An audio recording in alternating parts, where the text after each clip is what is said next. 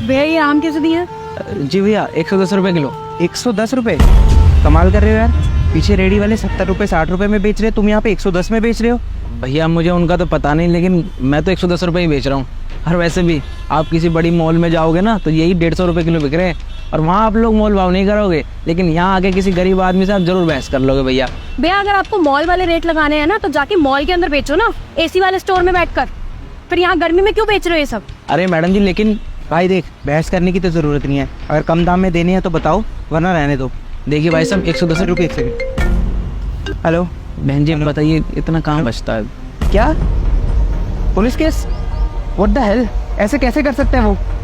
कौन से police station से फोन आया है? अच्छा तुम रुको, मैं आता हूँ, मैं करता हूँ कुछ। व्हाट नॉनसेंस यार, एक तो काम ढंग से ना करो और जब ऑफिस से फायर कर दिया जाए तब झूठा केस लगा दो मुझ पे।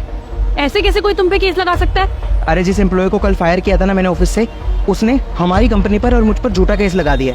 अब मैं तो उसको कभी मिला भी नहीं हूँ, इवन कल मैं ऑफिस में भी नहीं था, HR के थ्रू उसको फायर किया था, फिर भी मुझ पर झूठा केस लगा दिया उसने। हमको चलना पड़ेगा ऑफिस, चलो अब। अरे भैया भैया सुनिए। अरे भाई नहीं चाहिए आम, बाद में ले लेंगे तुमसे, हमको जाना पड़ेगा, चलो यार। अरे कोई बात नहीं भैया, आप आम मत लीजिए, लेकिन आप मुझे बताएंगे क्या हुआ है? तुमने हमारी सारी बातें सुन ली ना, क्या ही समझ आया होगा तुमको, और क्या मदद करोगे हमारी? चलो यार। देखिए सर, मैंने आपकी सारी बातें सुनी है, आपको पुलिस स्टेशन जाने की कोई ज़रूरत नहीं है। आपको जिस भी पुलिस स्टेशन से फ़ोन आया है ना, आप उनको फ़ोन करिए और बोलिए कि सेक्शन 41A CRPC का नोटिस जारी करे। इससे पहले आपको पुलिस स्टेशन जाने की कोई ज़रूरत नहीं है सर। और सर आपको डरने की ज़रूरत नहीं है। अब जैसा कि मैंने आपकी बातें सुनी, आप कल ऑफिस में भी नहीं थे और शायद आप उससे कभी मिले भी नहीं है, तो आपको घबराने की ज़रूरत नहीं है। अगर ऐसे में उसने केस डाल भी दिया ना, तो आप सेक्शन 11 एविडेंस एक्ट का सहारा लेकर बच सकते हो सर, तो आपको घबराने की ज़रूरत नहीं है सर। वो सब तो ठीक है, लेकिन तुमको कानून के बारे में इतना सब कैसे पता? तुम तो मामूली फल वाले हो यार, और इतने लोग कैसे जानते हो? हाँ सर, वो तो मैं एक मामूली सा फल बेचने वाला आदमी, लेकिन ये हालत मेरी पहले से नहीं थी। कुछ साल पहले तक मैं भी आप ही की तरह था, बल्कि इस शहर के सबसे बड़े लॉ कॉलेज से अपनी लॉ की पढ़ाई कर रहा था। तो भैया तुम्हारी ये हालत कैसे हो गई? वो कहते हैं ना सर, वक्त का कुछ नहीं पता। एक दिन किस्मत ने ऐसा दिन दिखाया कि आज तक भूला नहीं जाता। अचानक से सर हमारे घर में आग लग गई और उस आग में सब कुछ तहस नहस हो गया। मेरे पिताजी की भी मृत्यु हो गई, लेकिन सर ज़िंदगी तो जीनी थी ना।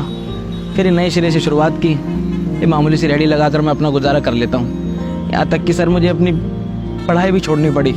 फाइनल ईयर में था मैं लॉ के, सारी पढ़ाई कर ली थी, बहुत इंटेलिजेंट था मैं, लेकिन क्या करें, वक्त की मार ने सब कुछ बर्बाद कर दिया।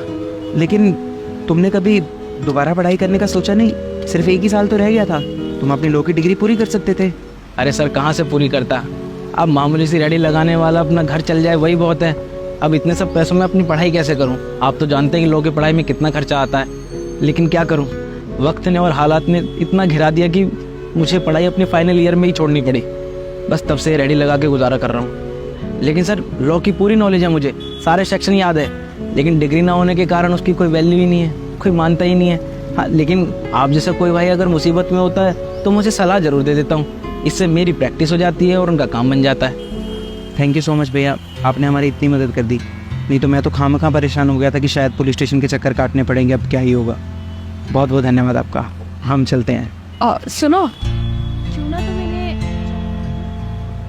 सही कह रही हो। सुनिए भैया, अगर मैं तुमको नौकरी दे दूं अपनी कंपनी में तो क्या तुम करोगे? हमारी कंपनी में लीगल एडवाइज़र की पोस्ट वैसे ही खाली है, तो क्यों ना तुम हमें ज्वाइन कर लो, तुम्हारी मदद भी हो जाएगी इससे, और अपनी काबिलियत तो भी तुमने साबित कर ही दी है।